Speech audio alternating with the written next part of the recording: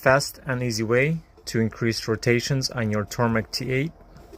Just apply some painter's tape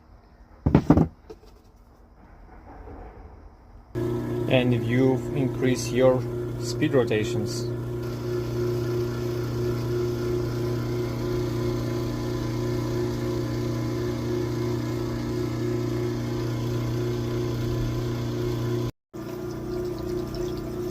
It definitely runs faster, so you might want to have a bigger tray